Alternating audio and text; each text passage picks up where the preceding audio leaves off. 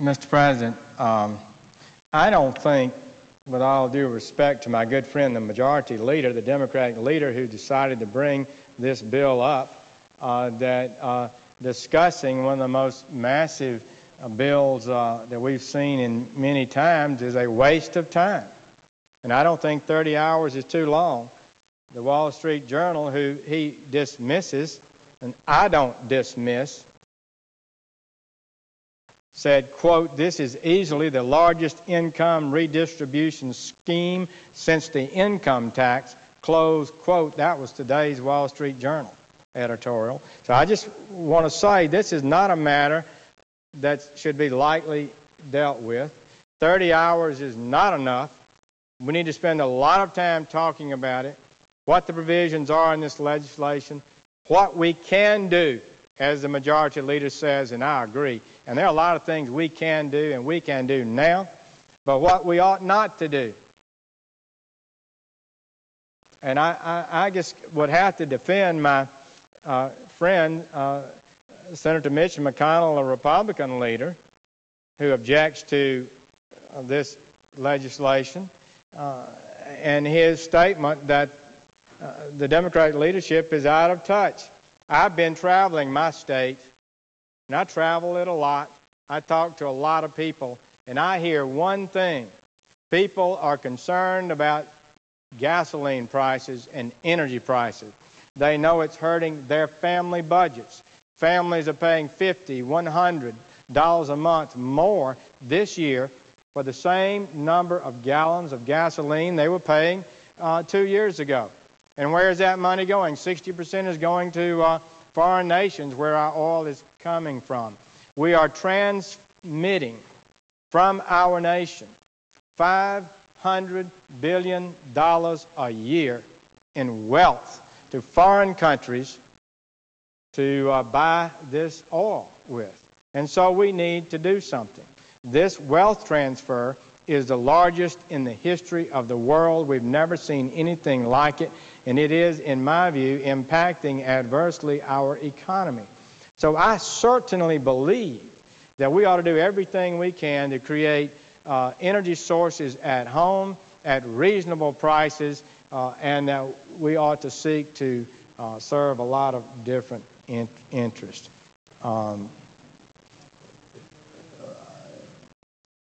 And I would just respond about the sort of put down on Mr. Charles Krauthammer.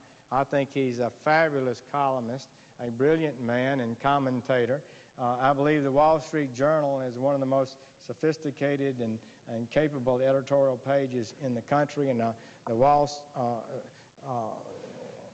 just read an article in the Washington Post from Mr. Robert Samuelson pointing out the flaws in the legislation that's before us today. Patrick Michaels in the Washington Times and others are talking about the difficulties with this legislation. It's just not a good idea. It should not be done in this fashion, in my opinion. We must be good stewards over this marvelous earth over which we have dominion. It is also true that energy is a powerful force for good in the world. It has been estimated that in countries where electricity is readily available, the lifespan of the citizens are twice that in places where it's not. Electricity, energy, is the fabulous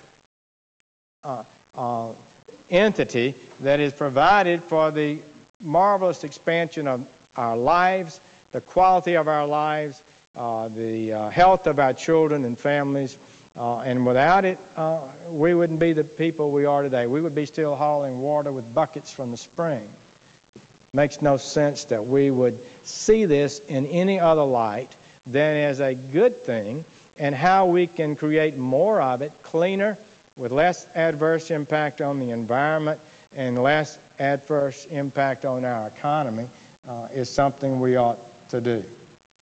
Many are convinced and cite a great deal of scientific evidence that the world is warming and that the time is short and the dangers great. But I think few would dispute the immensity of the earth and the complexity of the forces that are at work in our climate. So the warming experts have developed the most astoundingly complex computer models to study and explain these forces and to monitor the warming trends that have been occurring for some decades, although apparently not for the last 10 years. These computer models predict a continually abnormal warming trend in the long run. Many of our best scientists are convinced these computer models are a fact, though others have questioned the extent of their accuracy, the expected rise in temperature, and the negative consequences if it were to rise. In a recent article by a senior fellow from Cato, Patrick Michaels, he noted there are some legitimate questions. And I say this because I think there is certainly a majority view that we are, by emitting particularly carbon dioxide, warming our planet, and that can have adverse consequences. But he made these points just a couple of days ago. One point he said was that it is certain that the Earth has not warmed since 1998. That is a warm year, a very warm year, but it hadn't warmed since 2001 either. And so it raises some questions. Another study that he quotes was published in Nature magazine by Noah Kienle of Germany's Leipzig Institute of Marine Science, in which he predicts no additional global warming, quote, over the next decade.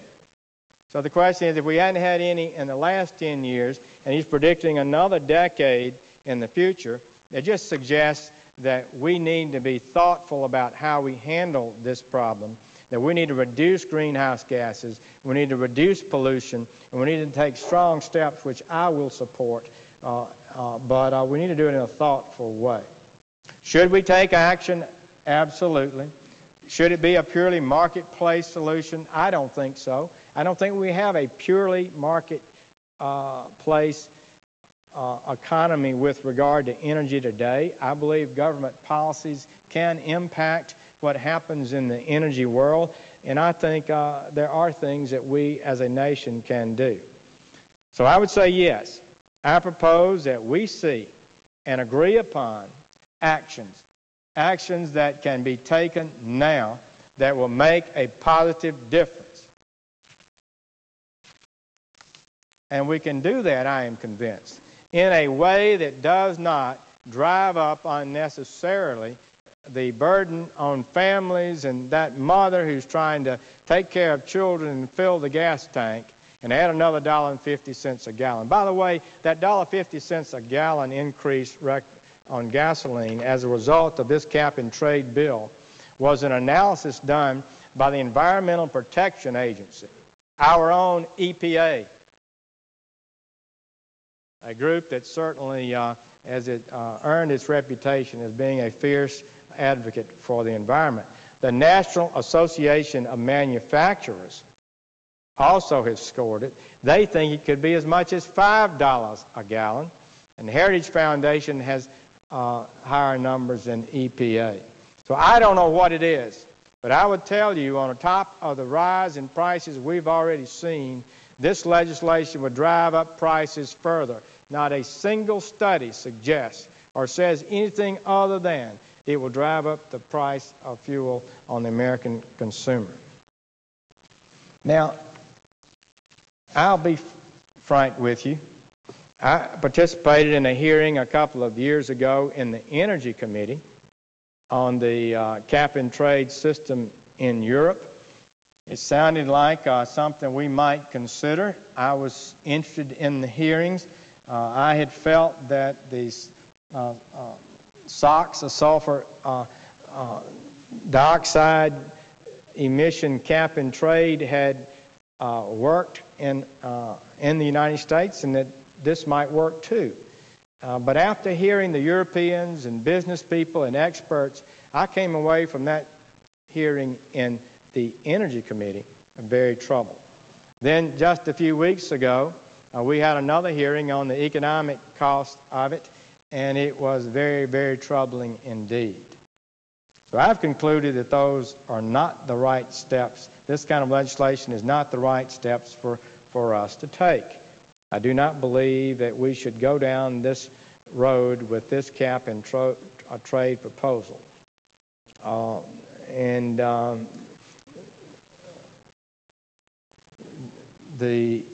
would just want to note parenthetically, Mr. Chairman, Mr. President, that the Environment and Public Works Committee that reported this bill to the floor never had a hearing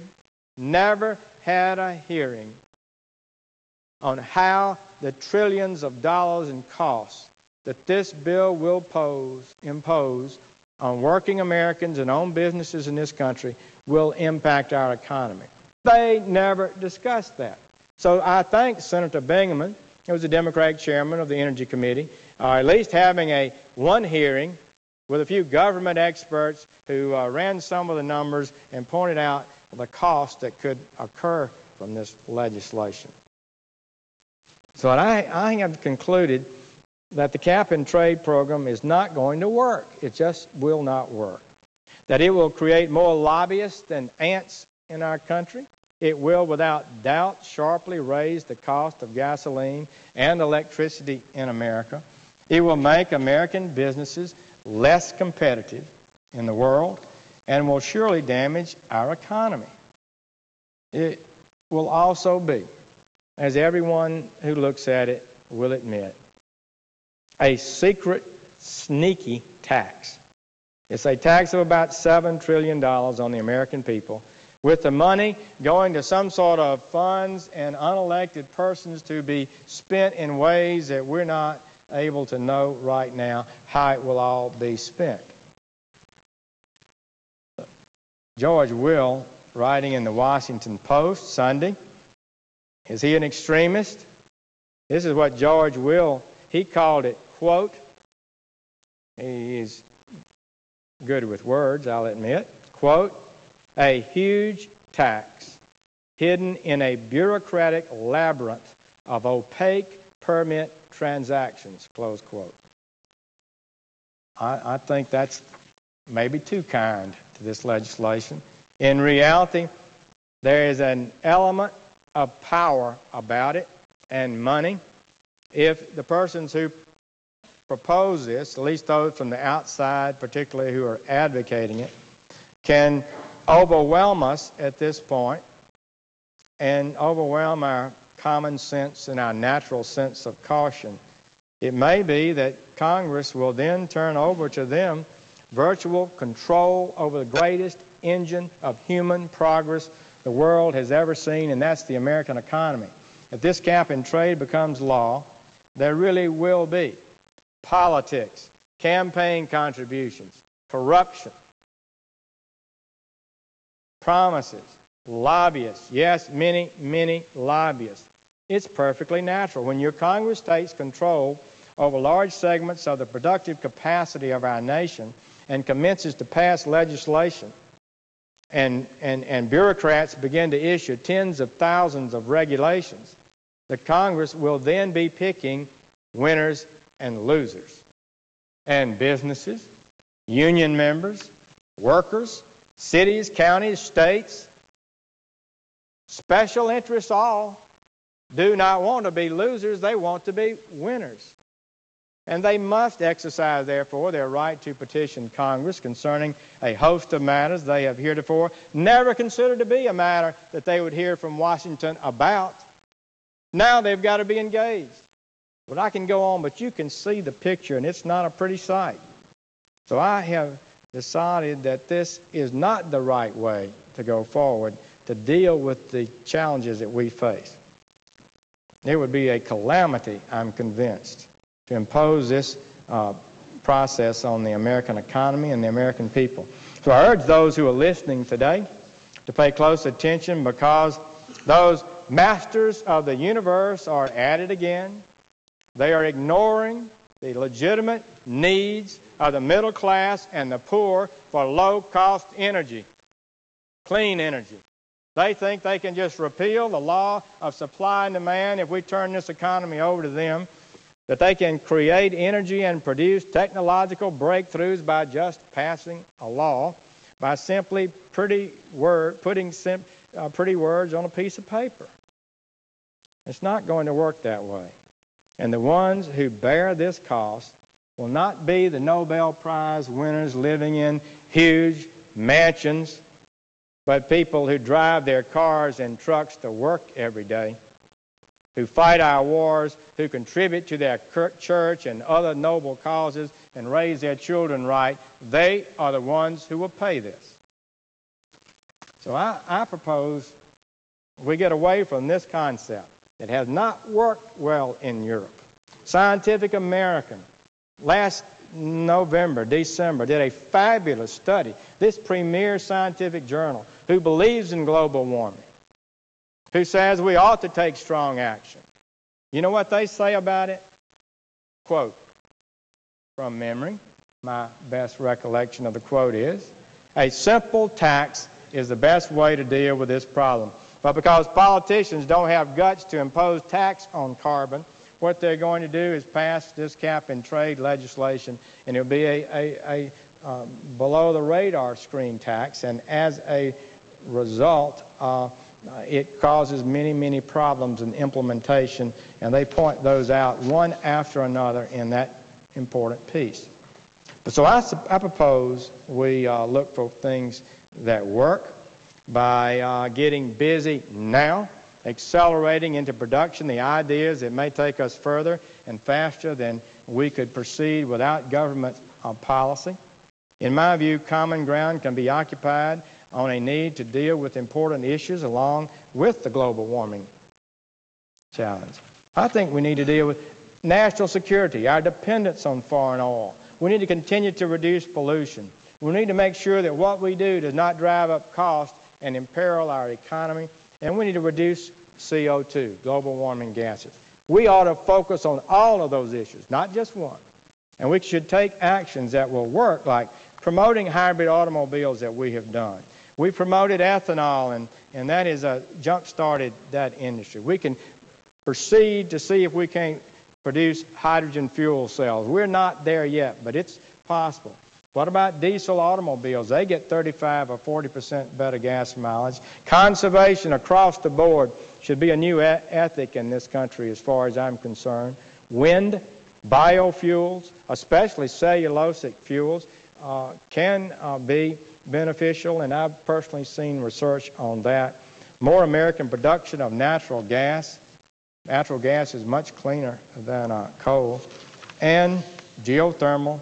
But most particularly, I would note that we are not going to reach our global warming goals, as Mr. Brown at Great Britain announced recently, without nuclear power. He reversed their policy and said they're going to add 5 new nuclear plants. We haven't built a nuclear plant in this country in 30 years. Nuclear emits no CO2. It's economically effective in not being more expensive than other sources of energy. It emits no pollution into the atmosphere, and it certainly is an American-made product that provides our independence from foreign intervention. We must do that. Any legislation that does not enhance nuclear power, and this one does not, is not going to help us solve this program. So I would propose. Now, we create an Apollo program going to the moon like we did in 8 years. My friend Senator Alexander from Tennessee proposes a Manhattan Project. Well, okay, in which we move in quick order on a host of actions that could actually help us meet our global warming and our energy independence and our economy's needs. We can do that. Not a dime should unnecessarily be spent on bureaucrats, bean counters, technicians, regulators, lawsuits, or lobbyists. You think we won't have lawsuits with this legislation? The effort and money should be spent on doing what works and doing that now, the things we know will work. I will support that. I think we need a new department in the Department of Energy that will focus exclusively on implementing an historic coordinated effort to bring forward the many improvements that can make us more energy dependent and more secure, that will reduce pollution, strengthen our economy, not damage our economy, and quickly begin to reduce CO2. I know that can be done. I've been in Alabama this week, traveling the state and taking a look at energy projects. Wood and switchgrass are being burned right now in a coal plant generating electricity. A new clean diesel engine I saw at the Mercedes plant can get 35 to 40% better mileage than gasoline engines. The Europeans, by the way, have half their cars diesel because it gets so much better gas mileage. Sustained work at the University of Alabama Transportation Center on hybrids, plug-in hybrids. You plug in your car at night on 11 p.m., 5 a.m., charge your battery from a nuclear power plant emitting no emissions, and you can drive to commute back and forth to work without using a drop of oil. That's the kind of thing that's within our grasp, not too far away, and we ought to look at. Hydrogen fuel cells and other ideas were presented at the university. Then at Auburn University, I saw a transportable cellulosic gasification unit that will be brought to Washington June 19th, and they're going to receive the top award in the nation for that. Wood goes in one end, it's heated, and out comes gas or liquid fuel at a price we believe can be competitive. Clean energy, American energy, reducing our dependence on foreign oil, and because it's a plant and cellulose, it's not increasing the net CO2 in the atmosphere. I visited a small Christian school where students are working on algae as a way, a source for gas for fuel, and it has promise. Trust me. I visited Huntsville, where since 1984, they operate an incinerator to burn garbage for steam that operates a military base at Redstone. This is proven. It's working. But no other city in Alabama has such an incinerator. Another Alabama plan would take municipal waste and create ethanol from it. We were briefed on that. I visited Jenkins Brick Company near Birmingham recently, and the heat they use comes from captured methane that comes off a landfill.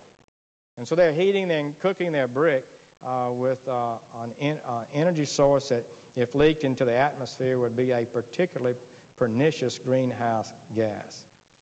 We've seen the collection in Fairhope and Hoover and other places of cooking oil for biodiesel instead of throwing it in the landfill. So these are all actions that work. And I say, let's forget this legislation. Let's get busy doing things that will work. I and the American people are fed up with a dependence on foreign oil and the resulting high prices driven by the OPEC cartel that meets to decide how much they want to tax the American economy. They want to fight back. They are willing to take strong action now. But they are not understanding that what this bill does, they are not expecting the Congress to pass a bill that's going to cause them to pay even higher prices. That's going to create a huge bureaucracy, more regulations, lawsuits, lobbyists, and trillions in new taxes going to people who are not accountable to the American people, and they shouldn't. As old Snuffy Smith, the cartoon guy that in my youth lived up in the mountains, he was a pretty good ethanol maker himself, maybe where Senator Webb would know that neighborhood. Used to say, "Great balls of fire, time's a-wasting." I say time is a-wasting. Let's get busy now, but let's do the things that works. Let's don't create a bureaucracy that will be counterproductive. I thank the chair and will yield the floor.